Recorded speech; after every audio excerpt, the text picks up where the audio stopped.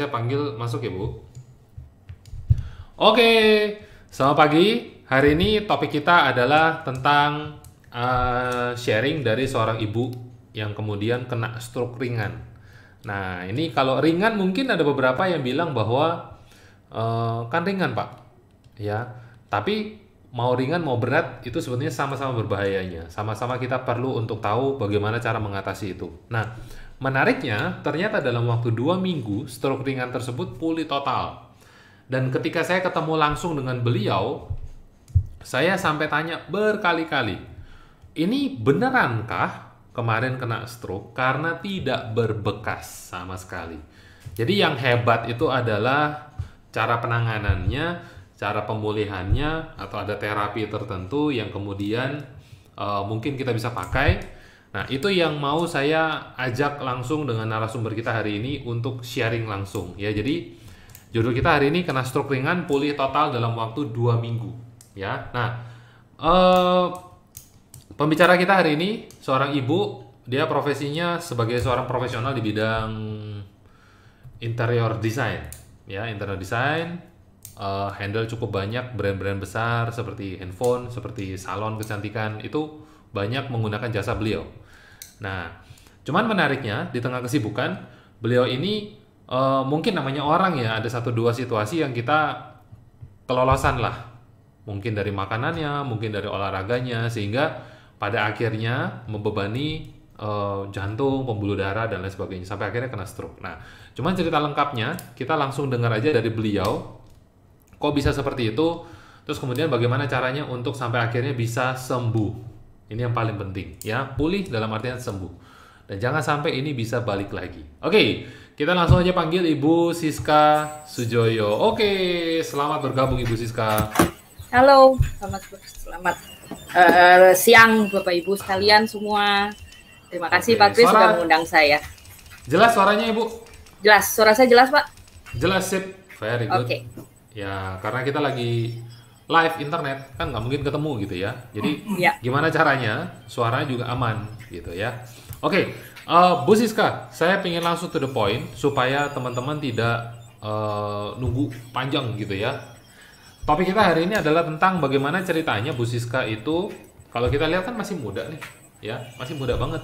Kalau anaknya masih kuliah, hampir lulus ya Bu ya? Iya. Hampir lulus, berarti 20-an tahun. Jadi masih sangat muda. Terus kemudian gaya hidupnya oke, nggak ada masalah, ya. Aktif juga berolahraga, jalan pagi paling enggak, tapi bisa kena stroke. Nah, jadi bisa nggak Bu? Ini diceritain awalnya dulu. Kira-kira kok bisa kena itu kenapa? Terus kemudian setelah kena ketahuan itu gimana ceritanya sampai ke dokter, sampai ke rumah sakit dan lain sebagainya? Oke, itu saya kena itu kurang lebih Agustus 2018. Ya, jadi kenanya kenapa saya nggak tahu karena biasanya saya aktif gitu kan, untuk makanan segala juga biasa aja, bukan nggak makan yang jorok atau apa gitu kan, nggak, biasa aja makan juga, aktif, berat badan juga ya lebih dikit lah gitu kan, tapi nggak obesitas. Nah terus pada pagi hari itu saya ingat banget itu tanggal 16 Agustus. Ya. Karena saya ingat siangnya itu di klaster itu mau ngadain acara 17-an gitu kan. Kebetulan saya sering ikutan panitia. Nah, tapi kok pagi itu pada saat saya mau mandi, berasanya tuh ada yang nggak enak. Pertama-tama yang saya rasakan adalah tangan saya nggak bisa diangkat, tangan kiri. Jadi mau kiri, jadi mau diangkat tuh berat, mau diangkat berat. Saya masih saya diemin, mandi, tapi kok berasa pusing nggak ada pusing, nggak ada gelap, nggak ada apa-apa. Setelah itu saya rasakan kaki kiri juga, itu juga berat untuk diangkat. Sampai pada saat ngerasainnya tuh pada saat saya mau pakai baju. Jadi berat untuk ngangkat, untuk kaki ngangkat itu berat. Nah, saya pikir ini kenapa ya? Habis itu saya tanya ke dokter, kebetulan ada kenalan dokter, disuruh disuruh ke dokter. Nah, itu belum tahu itu stroke atau enggak, karena kan di dokter biasa itu kan belum ada ceknya, cuma dikasih obat itu kan, sampai disuruh lihat nanti bagaimana perkembangannya gitu kan. Nah, sampai siang itu masih begitu, tidak ada perbaikan, juga tidak memburuk banget. Nah, pelan-pelan ada pemburukan pelan-pelan. Akhirnya saya berangkat ke rumah sakit. Saya bilang nih pasti ada yang nggak benar nih. Akhirnya saya berangkat ke rumah sakit. Nah, pada saat turun mobil mau jalan dari parkir ke lobi, nah itu berasa melangkah aja berat. Jadi Bapak Ibu hati-hati, karena saya nggak tahu itu gejalanya tuh seperti itu. Jadi ya saya pikir nggak masalah gitu. Jadi saya tunda untuk ke rumah sakit. Tapi ternyata semakin berat, untuk melangkah aja berat.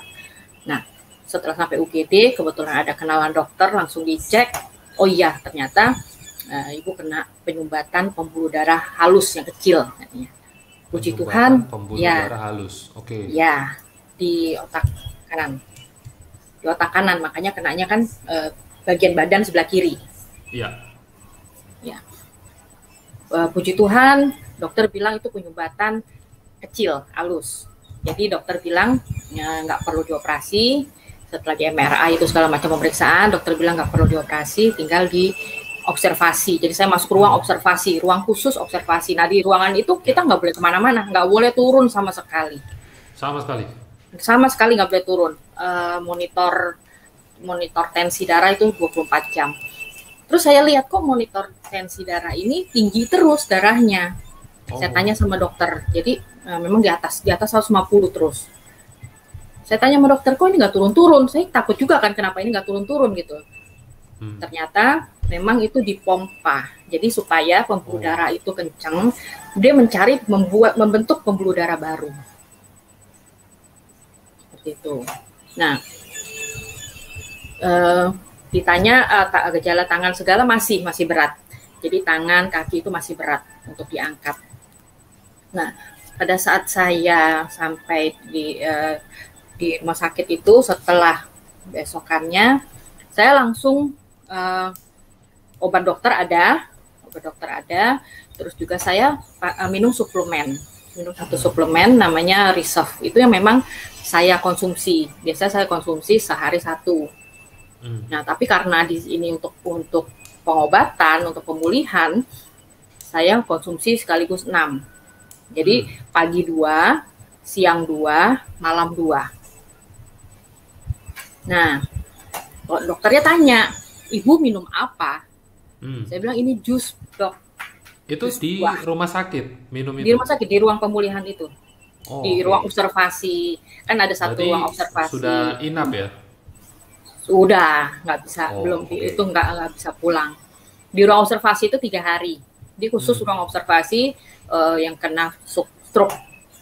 Setelah itu baru 2 hari kemudian di ruangan biasa, pindah ke ruangan biasa. Dokternya nggak komplain itu kita minum sesuatu yang dia nggak tahu barang apa? Enggak, karena saya bilang ini buah, dok. Saya tunjukkan gitu kan. Saya bilang ini jus buah. Jadi dokternya aman. Oke. Jadi saya teruskan minum. Dan itu perlahan-lahan mulai enakan. Tangan memang masih agak berat, tapi membaik. Nah, setelah itu setelah 5 hari saya pulang, dan itu saya teruskan terapi tersebut sampai 2 bulan. Terapinya diapain, Bu? Minum Reserve itu. Jadi dari dokter tidak ada, dari dokter ada obat. Setelah keluar rumah sakit, saya teruskan minum Reserve, dan kemudian habis itu kan dicek jantung. Cek jantung itu sampai pakai spider, itu alatnya itu ditempel di dada selama seminggu, dicek aroma jantungnya. Jadi 24 jam selama seminggu. Jadi dia merekam. Ya, kita punya kerja jantung. Oke. Ya. Nah, setelah dicek semua bagus, darah bagus, jantung bagus. Lah kok bisa pecah? Nah, nggak tahu. Itu yang sampai sekarang pun saya juga nggak tahu itu kenapa. Karena sudah Oke. dicek semua, nggak ada masalah. Tapi nggak ada kerja berat dan lain sebagainya yang terjadi di dekat-dekat itu ya? Nggak ada. Setahu saya kan ada beberapa yang kemudian pecah terus lewat itu karena kan mungkin capek, Ya, stres, mereka baru eh, rutin olahraga malam atau habis perjalanan jauh masih di-push lagi kerja lagi dan lain sebagainya pecah lama-lama. Nah, Bu Siska nggak ada yang kayak begitu. nggak ada. Tapi Berarti, begini ya, hmm, kalau saya percaya dengan kekuatan pikiran. Karena begini, sebelum itu saya ingat-ingat beberapa tahun lalu teman kuliah saya itu stroke di kamar mandi, ah, jatuh langsung meninggal. Nah itu sepertinya tuh masuk ke pikiran saya gitu. Jadi saya sering pada saat saya di kamar mandi itu saya oh, sering mikirin gitu. oh ini stroke jatuh. Nah, stroke jatuh, teriak langsung langsung lewat. Ah, Teman kuliah saya loh, seumuran jadi saya kan artinya sempat kan. kepikiran masuk ke dalam pikiran bahwa di kamar Betul. mandi itu, oke, jadi ini psikologinya namanya Ya, mengasosiasikan sebuah lokasi eh, dengan pesan emosional tertentu. Wah, ini bahaya nih. Tiap kali masuk kamar bahaya mandi banget. ingatnya stroke. Tapi benar, tiap kali saya sering beberapa kali saya masuk kamar mandi saya kepikiran dia gitu. Hmm, Saya nggak tahu itu oke. memang ada hubungannya atau Iya, seperti apa gitu kan. ini orang kalau peka pasti bilangnya ini pertanda nih. Apa Iya, sinyal, sinyal. Oke, nah sekarang kan kebetulan kita bisa ketawa-ketawa ya, eh, melihat momen seperti ini. Nah, coba nih, kalau Anda perhatikan, mukanya waktu ketawa itu kiri maupun kanan sama ada angkatnya, beda nggak? nggak ada beda, ya kan? Tangan dua-dua diangkat waktu itu ketemu dengan saya itu hitungan Berapa eh, hari ya? cuma berapa hari setelah kena. Terus Mm-mm. ketemu udah nggak ada bekas sama sekali. Saya lihat mukanya bener-bener nggak bahasanya gini, kalau kena stroke pasti miring ya. Nggak ada. Tangan diangkat, diangkat. Kaki diangkat, diangkat. Itu cepet banget gitu loh, Bu. Pertanyaan saya tuh. Betul. Nah, jadi kalau seumpama saya bisa lihat dari proses yang kemudian bikin sembuh ini, berarti dari awal kan kita nggak tahu tiba-tiba bisa kena seperti apa. Tidak ada juga kegiatan fisik yang abnormal. Dalam artinya kan ada yang aneh gitu. Terus kemudian tiba-tiba aja ada yang namanya penyumbatan di daerah pembuluh darah otak yang kanan yang halus itu tadi yang kecil. Terus kemudian itu berarti dibilang penyumbatan itu pecah nggak? Nggak. Enggak, penyumbatan, Berarti tersumbat. tersumbat. Iya. Oh, tersumbat aja bikin sebelah kiri mandek ya? Oh iya, karena kan harusnya Wah, itu lancar kan, nggak boleh ada penyumbatan. iya. Terus anehnya dari pagi itu siang baru ke dokter ya? Iya, nah itu. Saya pikir kan nggak ada masalah. Maksudnya karena saya nggak tahu Oh, gejala orang stroke itu gawat. seperti apa. Hmm, Tapi saya udah lihat nih makin siang kok makin pikir kan nanti apa setelah minum obat dokter paginya karena saya ke dokter setelah minum obat iya, dokter udah aman gitu kan. Tapi kok betul. semakin siang nggak ada perubahan malah Hmm, semakin berat gitu. ya, ya. Nah, ini menarik nih. Jadi, coba diperhatikan bahwa kenapa kok ada sharing hari ini, karena tujuannya supaya Anda juga tahu. Ya, jangan kemudian ternyata dianggap biasa aja, Iya, terus yang terjadi betul itu dibiarin sampai kesalahannya. berhari-hari. Oh, itu paten loh nanti. Kakunya Betul. paten. Ya. Eh, kenapa kok saya ingin angkat cerita ini? Karena sebelum kita bahas tentang penyembuhannya lebih dalam ya, Bu. Saya punya opa itu anfal 2 kali, saya nggak tahu. Waktu masih kecil, Hmm. jadi masih SD. Orang tua saya juga nggak tahu, karena tidak ada yang kasih tahu. Ya, kita seumur kita sekolah itu tidak pernah ada edukasi tentang kesehatan yang sampai di level tersebut. Iya, Ya, betul, nah maka betul. dari itu kalau seumpama ada sekali 2 kali, ini kesehatan ini salah satu bagian yang penting. Jadi jangan cuma mikirin tentang bisnis, tentang Betul. percintaan, gitu ya, tentang nasib, rezeki, gitu-gitu. Kesehatan perlu, keuangan juga tidak pernah dibahas. Coba cari tahu sedikit-sedikit. Nah, sehingga paling enggak mulai ada gambaran-gambaran. Opa waktu itu udah nggak bisa pakai sandal. Ini mama terakhir setelah sakit, anfal jatuh, udah nggak bisa bangun lagi, sampai meninggal baru cerita. Kok nggak sadar ya kalau dari dulu jalan udah nyeret, terus pakai Hmm. sandal udah nggak bisa, kebalik kiri kanan, udah kacau. Kita nggak tahu. Oh. Nah, memang nggak bagusnya lagi karena opa ini jarang cerita, Hmm. ya, jarang cerita. Terus kemudian ya kita nggak ketahuan. Sudah jarang cerita, masih doyan makan yang itulah. Harusnya udah nggak boleh, Iya betul. ya. Nah, ini buat Anda jadi tahu. Nah, terus kemudian yang saya ingin tanya lebih jelas adalah berarti ketika di treatment ada pengobatan yang kemudian khusus untuk kasus ini ya, itu dipompa supaya tekanan darah lebih tinggi, Ya, lebih cepat, supaya terjadi buka pembuluh jalan darah baru. baru. Betul. Oh, berarti dia secara alami dia memaksa kita untuk terjadi jalan baru. Ya. Betul ya? Oh, ada pengobatan seperti itu. Very good. Nah, apakah mungkin ini ada hubungannya dengan yang orang-orang bilang ini ditiup seperti itu? Sampai Saya akhirnya kurang tahu terbuka, kalau nggak ditiup ngerti. itu. Oke, nggak Nggak apa-apa. ngerti. Kita jangan melangkahi Iya, areanya dokter, ya. betul. Ini ada yang cerita juga nih, barusan teman meninggal karena stroke di kamar mandi. Oh iya, jadi harus diwaspadai lah. Kontrol tekanan darah, ya kan? Kalau udah di atas 40, 50, ya Ya. setahun sekali paling enggak lah. Tes lab lengkap itu murah kok, nggak sampai 1 juta. Lebih baik kan hilang 1 juta daripada sekali masuk rumah sakit. Kalau sekali Betul COVID aja banget. masuk rumah sakit minimal Ratusan 100. juta. Iya, betul. Iya, minimal loh itu. Ya. Nah, terus tensinya naik terus. Pertanyaan saya sebetulnya ya karena kebetulan ini dipantau sama dokter, berarti kan 150 terus nggak masalah lah ya. Karena dipantau kan. Nah, Ya. pada akhirnya kemudian dikasih obat dan ibu kan bilang bahwa ada tambahan suplemen. Ibu kasih reserve.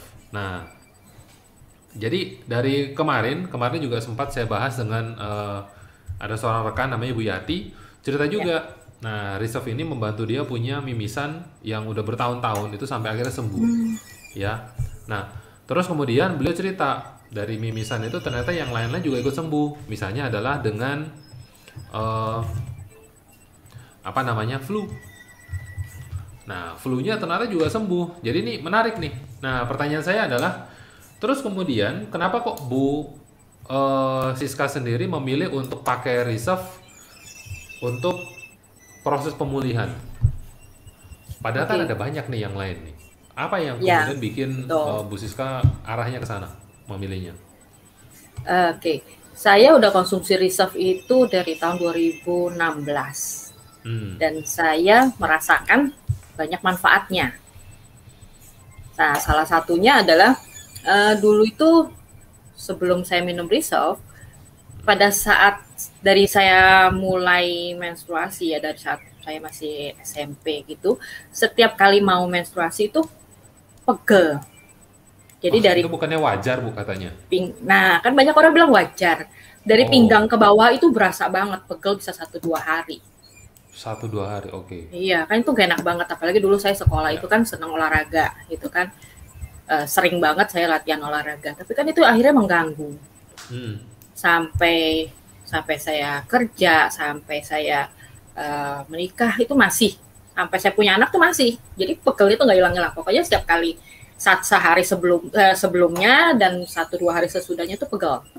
Nah, setelah saya minum reserve, saya nggak sadar sebenarnya. Tiba-tiba itu ada teman yang bilang, iya saya juga nggak berasa pada saat saya minum reserve, pada saat dia mens, dia nggak berasa. Nah, baru saya sadar, iya ya, saya juga udah nggak berasa nih gitu loh. Jadi nggak berasa? Nggak berasa. Biasanya kan kalau orang mau mens, itu ada pertanda. Ini cowok-cowok nggak ngerti nih. Cowok-cowok nggak ngerti. Ngomong Makanya sama saya ibu-ibu. tanya, apa yang kemudian tidak terasa gitu? Apa yang tidak terasa? Berasa ada Pegelnya tandanya. hilang. Oh oke. Oh Pegelnya tanda hilang. itu pegelnya Tandanya hilang. hilang. Nah, Oh tandanya pokoknya juga hilang.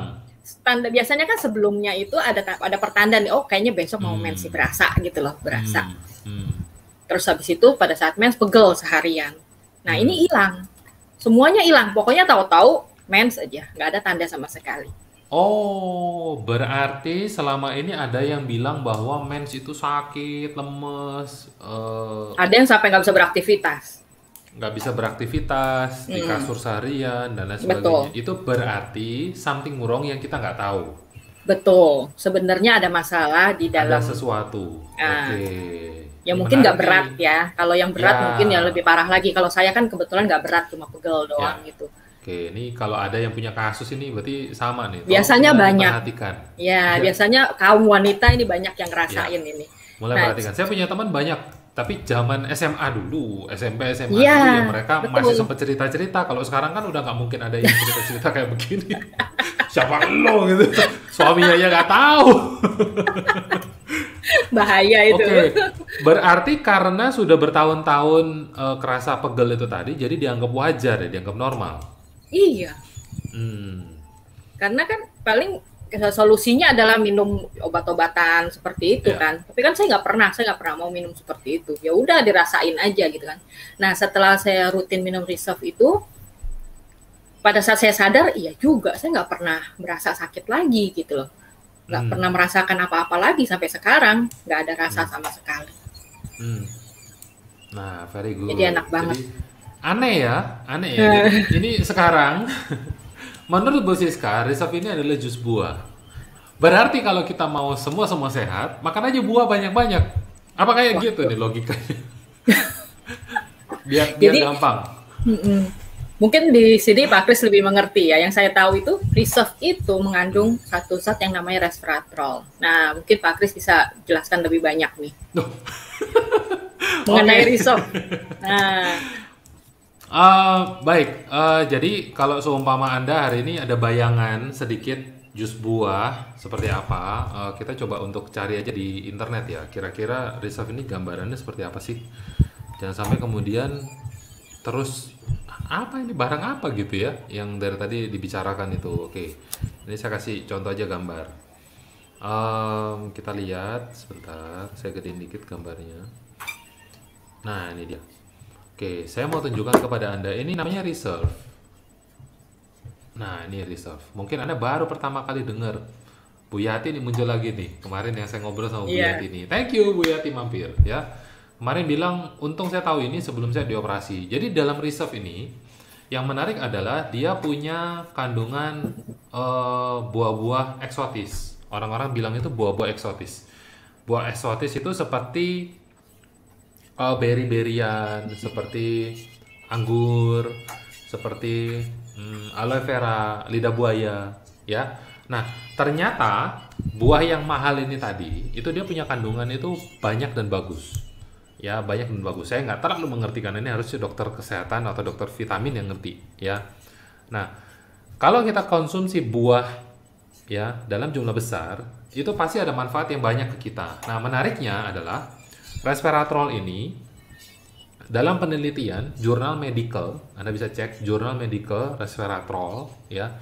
Itu ternyata dia bisa merangsang yang namanya eh, kita punya genetik untuk terjadi pemulihan sel. Kita punya genetik secara alami untuk mengalami pemulihan sel.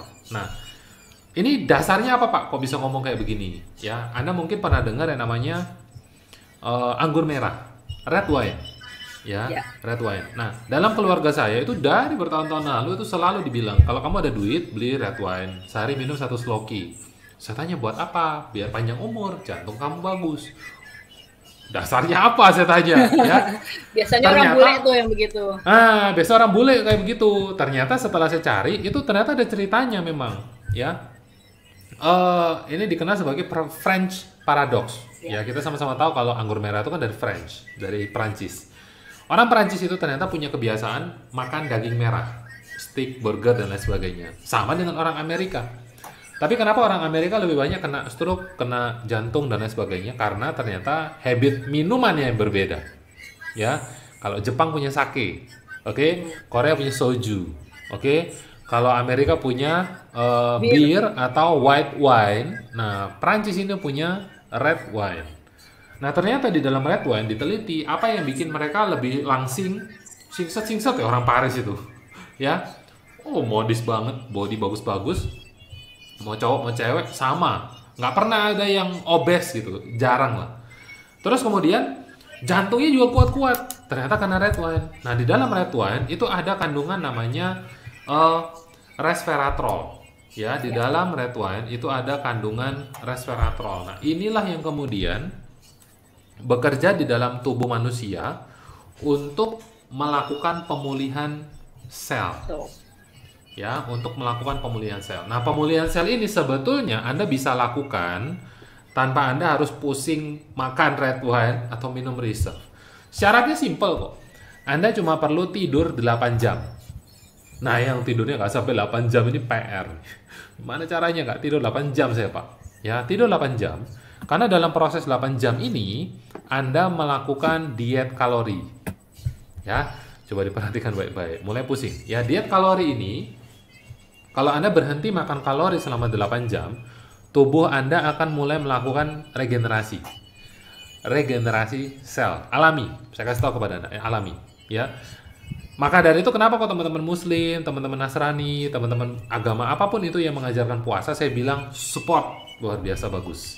Karena secara alami Anda mengalami regenerasi. Nah, kalau regenerasi terjadi, contoh gampangnya adalah Bu Siska kena stroke ringan, tangan kiri harusnya di bawah, sekarang bisa diangkat. Tuh, coba diangkat tangan kirinya Bu Siska.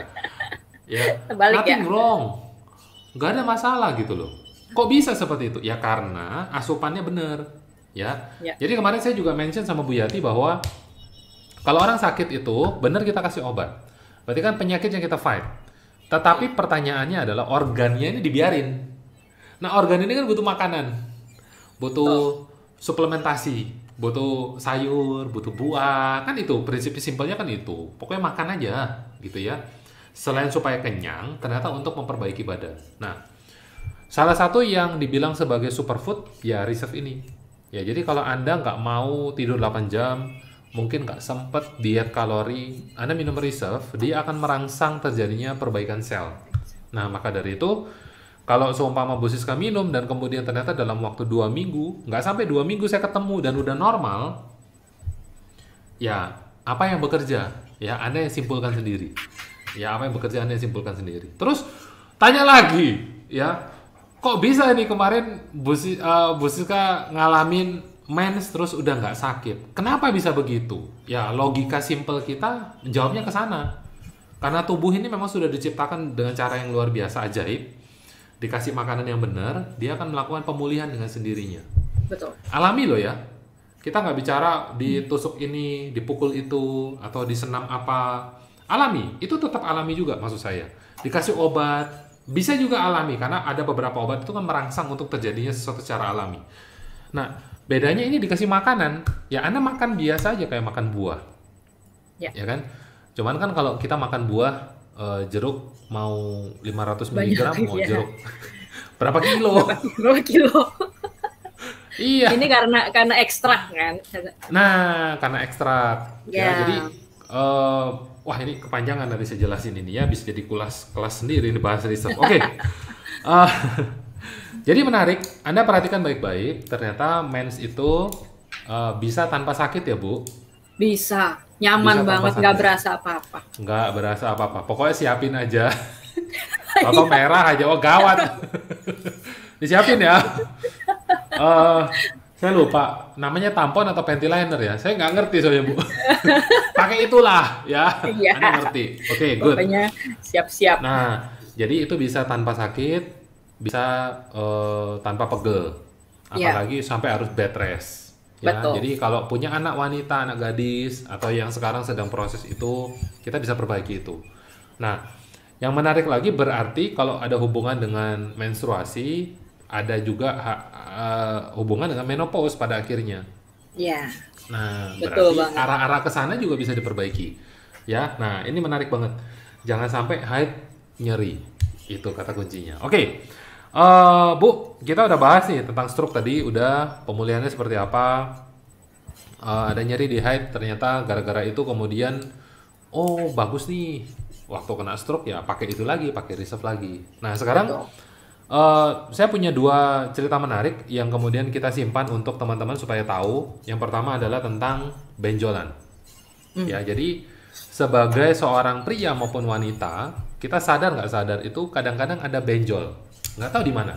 Dan beberapa orang merasa itu wajar, sama kayak mens sakit tadi, betul ya Bu? Iya. Nah, sehingga coba kita perhatikan baik-baik. Ini ada satu cerita dari Bu Siska tentang benjolan ini, menarik banget. saya mau tanya, sebentar, ditahan dulu. Lalu yang kedua, nanti setelah ini kita akan bahas tentang Bu Siska punya mama di usia berapa? Saya lupa. 74 kemarin, 74 tahun. tahun lalu. 74 tahun kena kanker. Betul ya, Bu? Betul. Yes. Dan itu pulih 100% eh, tanpa yang enggak lah. Intinya seperti itu ya. Bagaimana ceritanya? Kita akan nanti coba dengar langsung dari Bu Siska. Tapi sekarang saya mau tanya tentang yang benjolan tadi. Bu Siska sempat nggak yakin tentang itu benjolan dan itu bermasalah, ya, karena ya kan nggak setiap hari kita ke dokter, ngapain gitu, atau ke rumah sakit atau ngecek dikit-dikit dicek ya, duitnya turun dari langit atau gimana gitu kan. Nah terus, eh, tapi kemudian benjolan ini masih ada apa enggak? Itu dulu pertanyaannya. Nggak, saya belum ngecek lagi. Cuma kalau diraba udah nggak ada. Oke, sudah nggak ada. Nah ini menarik ya. Jadi apa yang terjadi? Bagaimana kemudian dia dirabas terus sudah nggak ada lagi? Apa yang ibu lakukan? Coba bisa ceritain ke kita nggak, Bu? Oke, jadi itu kejadiannya beberapa tahun. 2 tahun apa tahun lalu ya? Saya lupa. Tahun lalu kayaknya. Tahun lalu udah pada saat udah lockdown. Itu jadi gini, sebelumnya memang sudah terdeteksi ada benjolan. Tapi masih kecil-kecil, waktu itu sempat USG. Pada saat ada pemeriksaan rutin USG ada kecil-kecil. Tapi tahun lalu itu kurang lebih ya Oktoberan gitu, pas saya mandi itu pas diraba itu kok besar. Jadi besarnya segini loh. Berasa dari ujung ke ujung tuh kurang lebih tuh segede apa ya? Jeruk. Ya. Lebarnya, tapi kan bentuknya nggak bulat begitu kan. Saya nggak tahu dah, pokoknya dari ujung ke ujung. Besar, keras gitu. Iya. Besar dan keras, oke. Keras, kalau nggak keras kan nggak berasa. Iya, iya, menarik. Ya kan, ini kan jadi dia keras, jadi berasa pada saat diraba itu berasa. Nah, karena waktu itu kan nggak bisa kemana-mana, mau ke dokter juga nggak bisa, akhirnya saya kepikir minum Resolve lagi. Karena biasanya kan saya udah turunin dosisnya kan, dosis. Bu, ini nanti saya dikomplain loh. Kalau bikin video Pak, ya tolong itu referensinya ada beberapa macam gitu. Gitu ya. Kenapa kalau semua kita kasihnya Resolve, nanti saya dikomplain. Tapi memang kenyataannya seperti itu. Iya, oke. Oke, lanjut Bu. Oke, lanjut. Jadi kan pada saat dari stroke itu saya udah mulai 2 bulan itu saya dosisnya saya naikkan. Habis itu kan pemulihan, bukan pemulihan, udah normal saya turunin lagi dosis biasa. Dosis naik ke berapa? Terus kemudian? Pada saat stroke itu kan saya minum 6. Pagi 2, siang 2, malam 2. Dijarakin dengan obat, jarak 1-2 jam. Jangan dibarengin. Nah, kemudian setelah 2 bulan saya udah turunin, saya perlahan-lahan saya turunin jadi 4, jadi 2, dan terakhir saya untuk rutin, karena saya udah pulih semua, rutin saya minum 1 sehari. Karena kalau lagi badan nggak enak, 2 sehari. Nah, pada saat saya merasakan ada benjolan itu, saya berpikir saya mulai lagi dengan dosis yang tinggi, 6 lagi. 6 itu selama 1 bulan atau sampai 1,5 bulan. 6. Saya minum tanpa maksudnya nggak saya ngecek setiap hari, yang penting saya minum aja dengan sugesti bahwa ini akan menyembuhkan, akan membuat pulih gitu kan. Dan benar setelah saya minum itu 1,5 bulan kemudian saya cek lagi, ini udah hilang. Saya paling ngecek ya 1-2 minggu sekali gitu, udah berkurang mengecil. 2 minggu lagi saya cek lagi, udah berkurang mengecil. Sampai 1,5 bulan itu kurang lebih hilang. Gitu. Saya surprise banget, makanya saya terusin itu sampai 2 bulan. Saya minum dengan dosis tinggi itu tadi. Nah, habis itu baru saya pelan-pelan saya turunin lagi dosisnya. Jadi 2 bulan itu akhirnya confirm ya, walaupun nggak tes ke dokter, yakin bahwa sudah nggak ada. Sudah nggak ada, pada saat diraba udah nggak ada yang keras seperti segede itu lagi gitu. Ini beruntung karena berarti posisinya dekat dengan kulit luar, sehingga Ya, waktu kita mungkin pas mandi gitu ketahuan. ya, dicek ya, waktu sabunan itu tolong dicek ya. Kalau bisa sabun cair lah, kalau sabun batang kan nggak kerasa gitu ya, mungkin loh ya. Nah, ketika ada terasa benjol, keras, tadi kan tanda tanya benjol dan keras, bisa jadi ini adalah tumor atau kista.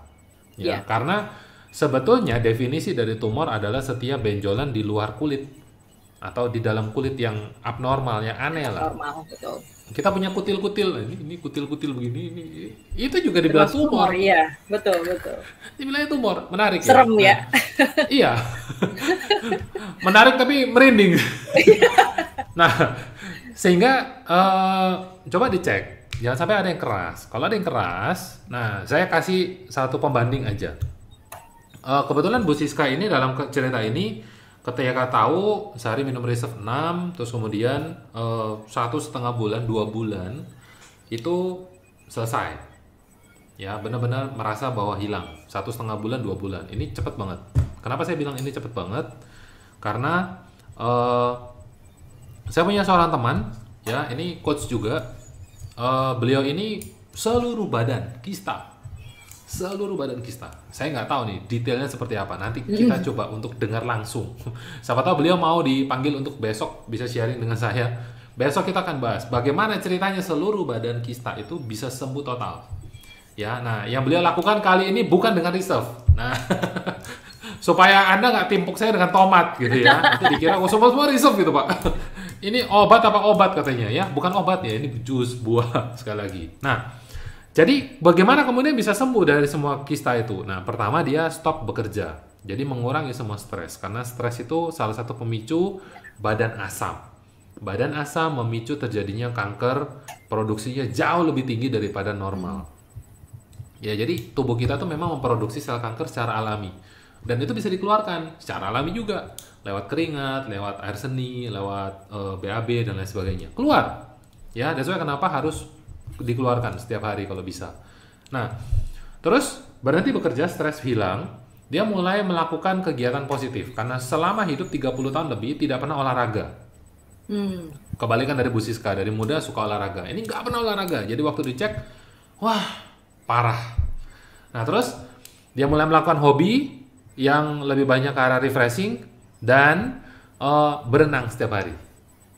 Setiap hari berenang. Nah, kalau Bu Siska dalam waktu 2 bulan kita kasih suplementasi ini terus kemudian sembuh, ibu ini 1 tahun kista gone. 1 tahun. Ya, jadi jangan kemudian Anda bilang kepada saya, datang kepada saya, Pak, tidak bisa sembuh dan lain sebagainya. Tutup mulutmu, saya bilang. Kalau nggak percaya sembuh ya nggak sembuh. Iya. Tapi kalau Anda mempercayai bahwa Anda bisa sembuh, bisa sembuh. Jadi pilihannya simpel, mau lanjut atau mau lewat. Nah, kalau mau lewat, ya sudah lanjut aja happy-happy. Tapi kalau mau lanjut, fight. Sekarang fight. Ya, setelah itu, oh bebas Pak. Terbuka lagi kayak COVID nih. Ada yang bilang sama saya, Pak nanti kapan kita bisa jalan-jalan nggak pakai masker? Ya, kalau udah kayak gini nggak masalah kan pakai masker kan. Cuci tangan, habis pegang-pegang apa, cuci tangan kan nggak masalah juga kan. Ya udah jalanin aja. Sama, kalau Anda udah berenang terus Anda sembuh, mau berhenti berenangnya. Ya seminggu sekali lah paling nggak kan, maintain. Ya, maintain. Ibaratkan kita makan. Kalau sehari makan 5 kali baru sehat, ya kalau udah sehat, makan sehari 2 kali, 3 kali cukup, cukup selesai, maintain aja. Nah, itu yang penting, ya. Jadi, pertanyaan saya, Bu, kalau seumpama katakanlah nih, kita cerita yang terburuk. Pernah nggak ada cerita teman kemudian dia sakit kanker? Ibu tahu nggak kira-kira gambaran untuk penyembuhan dari kanker itu berapa duit, Bu? Wah, kanker itu bisa miliaran, Pak. M. Kemungkinan terburuk 1 aja deh misalnya. 1 M itu 1.000 juta. Betul ya? Tuh. 1 M itu 1.000 juta. Kalau seumpama Bu, nggak ada angin, nggak ada hujan, harus ngeluarin 1 M untuk pemulihan. Sakit nggak Bu dompetnya? Sakit lah. Ini pertanyaan bodoh ya. Iya, Tapi kadang-kadang bisa buat yang lain.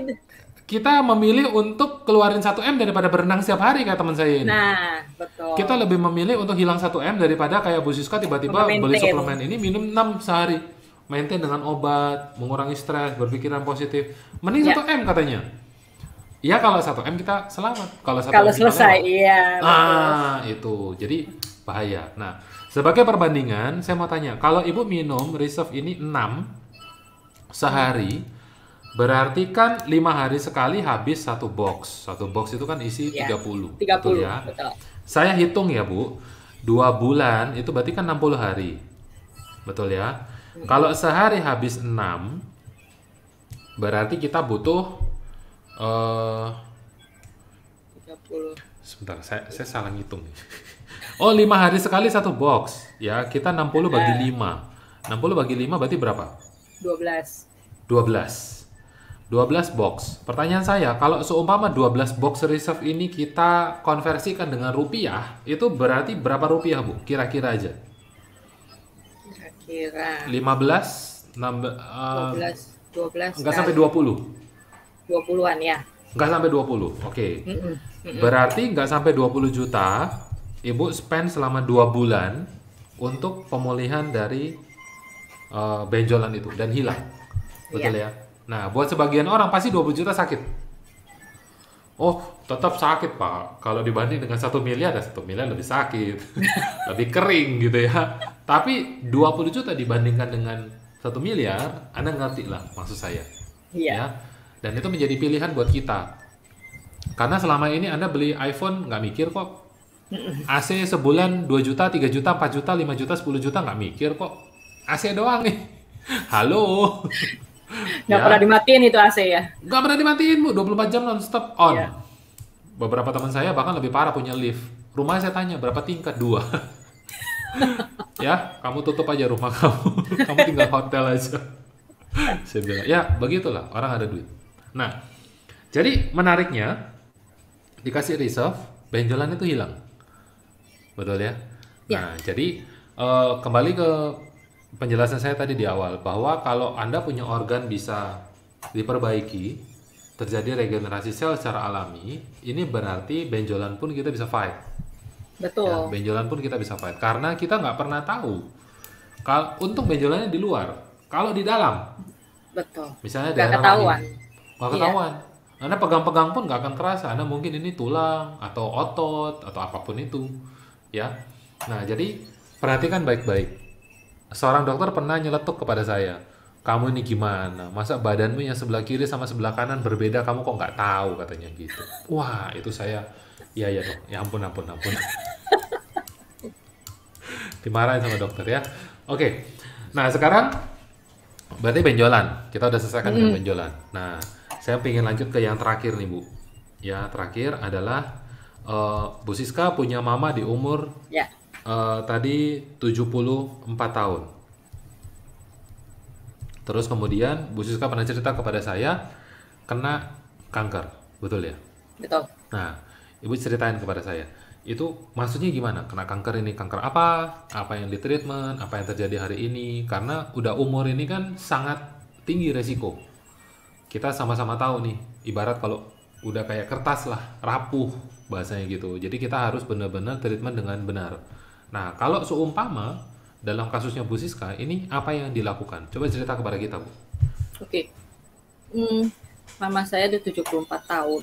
Waktu itu ketahuannya umur 73. Itu tiba-tiba saya ditelepon, kok mama sering keluar darah seperti mens. Padahal kan udah menopause. Nah, setelah itu baru dicek. Tadinya dipikir itu udah sebenarnya udah beberapa kali gitu, tapi dipikir ya itu biasa gitu kan. Mungkin karena pada saat menopause atau apa gitu kan. Tapi waktu itu setelah dicek ke rumah sakit, dicek segala macam, ternyata itu adalah kanker serviks. Oh. Jadi hati-hati kalau memang ada yang mengeluarkan darah pada saat yang tidak wajar, itu harus dicek. Karena mungkin di dalam itu ada yang kurang sehat. Nah, itu ternyata kanker serviks stadium 2B. Oke. 2B, supaya teman-teman nggak bingung. Maksudnya 2B ini apa, Bu? Bahasa manusia aja. Itu dari dokternya bilang seperti itu. Saya juga nggak tahu ini ya penjelasan ininya. Berarti penyebaran dan tingkat keganasan. Iya, Ya, itu betul, inti gampangnya seperti itu. Oke, lanjut, Bu, lanjut. betul. Kan setahu saya kan kanker itu sampai 4 ya. Ya, Stadium 1, 2, 3, 4. Makin besar makin makin ganas. ya. Nah, mama ini buah B. Nah, Hmm, setelah dicek fully cek waktu ya, itu di PET scan segala macam, dicek eh, paling bagus diangkat ini ya pengobatannya. Jadi diangkat semua satu rahim. Nah, ada kendala di mama saya, itu dia nggak bisa diangkat. Karena kenapa? itu akan operasi besar. Oke. Dan lokasi si kanker ini itu dekat dengan tulang belakang.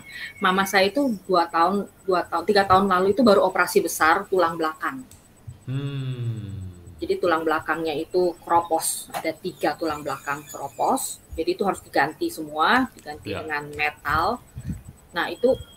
Nah posisinya ini dekat banget, jadi nggak bisa dioperasi, nggak bisa diangkat. Artinya kan kita harus cari alternatif. Kemudian disarankan kemo. Hmm, Jadi pilihannya cuma satu, karena nggak bisa diangkat, ya mau nggak mau kemo. ya. Nah, pada saat saya mendengar mama saya mau kemo minggu depan, udah dijadwal nih, saya mau kemo di minggu depan, saya langsung kasih reserve. Memang saya minta mama saya minum reserve 6 juga, karena memang itu dosis yang saya tahu untuk dosis pengobatan. Hmm. Nah, mama saya mulai minum sampai dia waktu itu, terus dia kemo sekali aman. Kemo Aman kedua ini maksudnya gimana aman?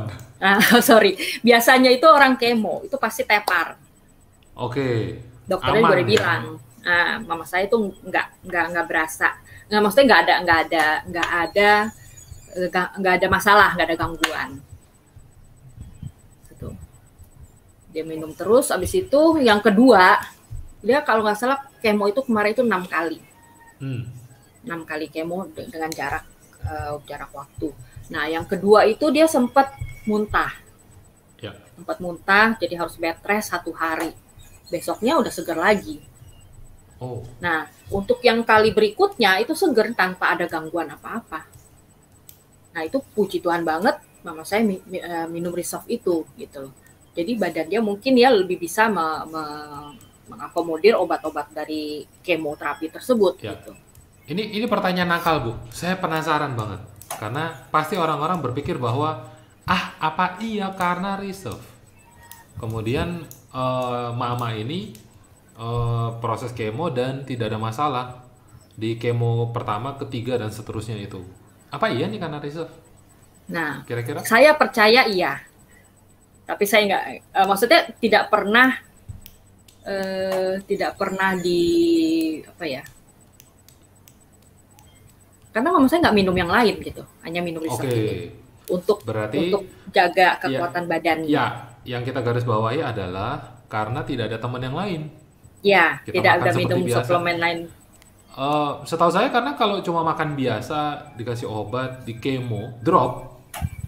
Biasanya Nah, drop, teman-teman saya juga drop. kalau seumpama nggak ada teman yang lain, satu-satunya yang masuk cuma reserve, ya berarti itu jawabannya. Betul. Ya kan? Nah, berarti ini menarik nih buat teman-teman. Jadi 6 kali kemo, cuma kali yang kedua aja yang Kali yang kedua sempat aja. drop dikit. Iya. Oh, oke. Dan dokternya nggak heran, Bu. Ini mama udah umur 70 di kemo nggak drop, ini nggak heran dia. Kebetulan yang ngurus ini kan adik saya. Jadi saya nggak tahu secara detail karena adik saya yang tinggal bareng mama. Mama di Jakarta, saya di Jakarta, oke. Iya. Jadi nggak sampai harus dibawa ke luar negeri? Enggak, karena nggak. Waktu itu sempat ngecek untuk yang operasi tulang belakangnya itu. Oh, Sekalian beda ditanya. kasus. Ya, beda kasus kan. Waktu itu sekalian dicek, sekalian ditanyain. Ya itu katanya memang nggak bisa dioperasi itu.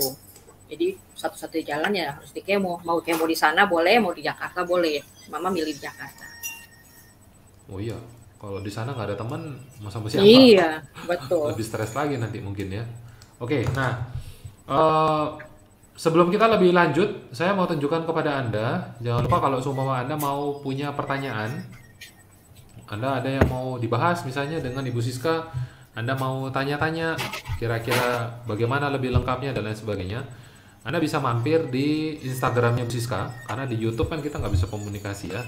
Anda bisa mampir di Instagramnya Bu Siska, saya akan tunjukkan di layar. Nah, ini Instagramnya. Anda bisa follow, Anda bisa message kepada beliau. Atau kalau Anda mau tanya, diskusi dengan saya, bisa juga, silakan. Ini Instagram saya, message aja silakan, bebas. Dan saya juga nanti akan cantumkan juga ada link untuk di komen. Anda bisa klik di sana, bisa direct ke WhatsApp ya, nanti kurang lebih seperti itu. Nah, jadi kembali nih Bu, Ya, waktu Mama di kemo 6 kali itu berarti proses berapa lama Bu? Hitungan bulan? hampir 2 bulan lebih lah. Cepat sekali. Kemo itu kalau nggak salah jadwalnya seminggu sekali. Atau saya kurang hafal itu. Dan setelah di 2 bulan ini dokter mengatakan bahwa aman. Oh, belum selesai. Oh, belum selesai. Oke, terus Lanjut lanjutannya gimana? radiasi. Astaga. Oke, terus Radiasi itu puluhan kali dengan jadwal Senin sampai Jumat. itu Nah, itu full. juga pada saat full setiap hari ke rumah sakit. Jadi Oke. ya, Oke. Saya nggak bisa bayangin karena udah di umur terus harus radiasi puluhan kali. Iya. Ya. radiasi Eh, puluhan kali. Dulu waktu saya dengar ceritanya pertama kali, saya udah nggak enak. Saya dengerin lagi, saya nggak enak lagi. Karena itu sakit gitu loh. Di radiasi itu sakit, di kemo aja sakit, nggak enak, apalagi di radiasi. Nah, tapi intinya adalah kita ingin tahu at the end, pada akhirnya bagaimana si Mama ini? Eh, Kemarin barusan cek darah, CA-nya itu udah turun. Oke. Pokoknya udah Tahu di angka normal. berapa? Oke. Jadi CA udah di normal. Udah normal. Cuma yang Terus? jadi kan udah nggak ada keluhan lagi. Ya. Ya, karena pada saat selesai kemarin itu selesai Ya. radiasi itu pas lockdown COVID. Jadi kita Oh. belum sempet balik lagi ke RSCM untuk ngecek lagi. Ya. Mama takut kesananya gitu kan. Tapi sudah normal. Ya, terakhir Artinya cek. kan kita bisa mengukur dari luar hasil lab adalah pendarahan masih Enggak, sudah nggak ada lagi sama sekali. sama sekali. Nah, waktu ketika kanker itu dalam kondisi masih aktif kankernya itu ada keluhan lain nggak yang dirasa selain pendarahan itu? Nggak ada, karena gejalanya itu pendarahan aja. Jadi cuma pendarahan doang. Iya. Wah, ini gawat nih. Berarti Iya. termasuk kategori silent killer juga. Betul. Karena kita nggak Kalau tahu. nggak ada pendarahan nggak ketahuan. Nggak ketahuan. Iya, udah Nah, selesai. kalau sampai rahimnya harus diangkat, berarti ukurannya cukup besar ya, Bu? Sebenarnya bisa diangkat itunya aja, tumornya aja, kankernya aja. Tetapi, Cuma kata mama lebih baik angkat semua, lebih aman kata dokternya, supaya nggak akan muncul lagi. cuman karena tidak mungkin. Oh, Karena tidak mungkin. oke. Ini menarik nih. Jadi statement terakhir saya ingin garis bawahi karena tidak ada di antara kita yang bisa menjamin ini tidak bisa muncul. Nah, ada satu kasus dari kanker yang saya pernah tahu seperti ini. Ini beberapa ya kasusnya. Kanker itu kan ibarat adalah balon diisi air dalam tubuh. Balon itu katakanlah ada tintanya. Pertanyaan saya, untuk Anda bisa ngeluarin balon yang udah nempel sama daging itu, pasti kan akan ada yang terluka balon itu. Iya. Ya. Nah, kalau balon ini sampai terluka, dia ada pecah sedikit aja, ini dia bisa mengalami yang namanya penyebaran. Betul. Ya. Nah, kanker ini dalam beberapa kasus kalau dia nggak gede banget, nggak ketahuan. Ya, jadi di bawah stadium 1 sekian itu tadi, itu nggak ketahuan dengan alat tes yang biasanya kita pakai. Ya, kalau udah niat ke rumah sakit kanker ya pasti ketahuan lain. Nah, artinya ketika proses pengangkatan, kenapa kok masih diiringi dengan kemoterapi dan masih dengan radiasi? Karena ditakutkan ini bisa terjadi penyebaran atau dalam bahasa orang-orang itu metastase.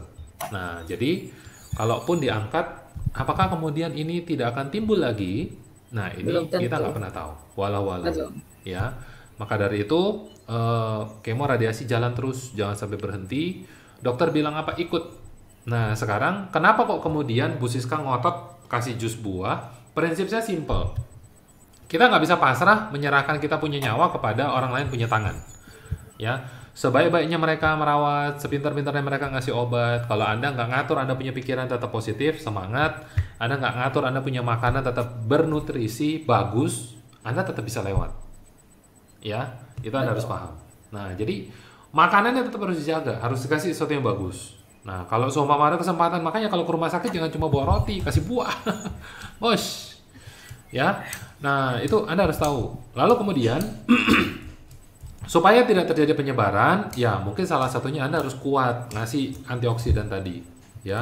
Reserve ini kan salah satu antioksidan dengan kategori yang dosisnya cukup tinggi. Nah, Anda harus tahu antioksidan itu adalah satu-satunya yang paling kuat untuk melawan radikal bebas, yaitu kanker atau penyakit degeneratif. Ya, jadi kayak kelas kuliah kesehatan nih. Nah, satu lagi kenapa saya sangat menekankan di bagian terakhir ini tentang makanan, karena beberapa teman-teman saya lewat ketika kena COVID itu karena mereka tidak makan dengan benar. Karena orang kalau udah kena COVID itu udah kayak terasa tenggelam, secara kering, Anda tenggelam. Jadi susah bernapas, tenggelam. Mau napas aja susah, mau makan. Udah nggak ada rasa, demam aja kita nggak ada rasa kok, makan apalagi COVID, ya. Tapi kalau semakin dibiarin, semakin tidak nafsu makan. Satu-satunya cara gimana? Kalau opa saya dulu stroke, disonde, di lubang di sini, ini di lubang di sini, pakai selang masuk, kasih makan dari situ. Anda paham? Nggak enak rasanya, lidahnya udah nggak pakai sama sekali. Ya, itu satu udah nggak enak. Kedua, karena Reserve ini karakternya adalah cuma jus buah, Anda tinggal minum glek gitu aja, dia udah kasih nutrisi banyak ke dalam tubuh. Ini akan sangat simpel buat orang-orang yang bahkan nggak ada nafsu makan. Ya, nah jadi ini mungkin bisa jadi alternatif buat Anda. Kalau seumpama Anda merasa bahwa, gua nggak ada harapan. Masih punya tangan, masih punya kaki, masih ada harapan. Ya, itu guru saya pernah bilang seperti itu. Masih sangat muda orangnya. Ya, mobilnya muscle car, keren banget. Itu dia bilang, selama masih ada tangan, masih ada kaki, pasti ada harapan. Ya, gitu. Oke, Bu Siska, ini ceritanya sangat menarik. Kita tadi udah dengar dari Bu Siska dari kasus stroke, terus bagaimana pemulihannya, Ibu obat dokter pakai, Ibu kemudian tambahin dengan Reserve, benjolannya ternyata lewat. Nyeri di head juga udah nggak ada lagi sampai sekarang. Sampai sekarang ya? Udah nggak ada nyeri sampai head? Sekarang, iya. Mantap. Terus kemudian Mama ada kanker di cervix. Ini salah satu kanker yang menurut beberapa orang sangat menakutkan, tapi bisa lewat. Ya, dan saya berharap berdoa juga buat Mama kedepannya juga terus sehat, jangan sampai kemudian muncul lagi lah penyakit-penyakit yang kita nggak mau ini. Ya. Betul. Oke. Oke. Ada lagi Bu cerita yang mau di-sharingkan? Wah, ini asik banget nih. Ada lagi nggak yang mau ditambahin? Itu dulu. Itu dulu. Oke, ini menarik banget. Saya percaya Anda juga punya, mungkin Anda punya teman, ya, atau Anda punya saudara yang membutuhkan cerita ini. Perlu tahu kira-kira apa yang bisa dipakai untuk memulihkan dari penyakit-penyakit tersebut. Anda bantu saya untuk share video ini kepada mereka. Ya, jadi kalau Anda memang sayang dengan mereka, Anda bantu saya untuk share kepada mereka. Karena bisa jadi menurut Anda ini ceritanya biasa aja, kita nggak ngalamin, saya nggak pernah sakit seperti itu, so what dengan saya, tapi minimal kita bisa share ini kepada mereka, karena mungkin mereka lagi butuh banget. Ya, Oke. Jadi itu aja yang mungkin kita bisa sharingkan kepada Anda hari ini. Semoga ini bisa bermanfaat buat Anda. Terima kasih buat Anda yang udah nonton dari awal sampai akhir. Thank you juga sharingnya luar biasa dari Bu Siska Sujoyo. Kita bye-bye dengan teman-teman Bu. Lalu kemudian saya akan akhiri sesi kita hari ini. Terima kasih. Oke, selamat sore. Bye-bye. Bye. Good luck.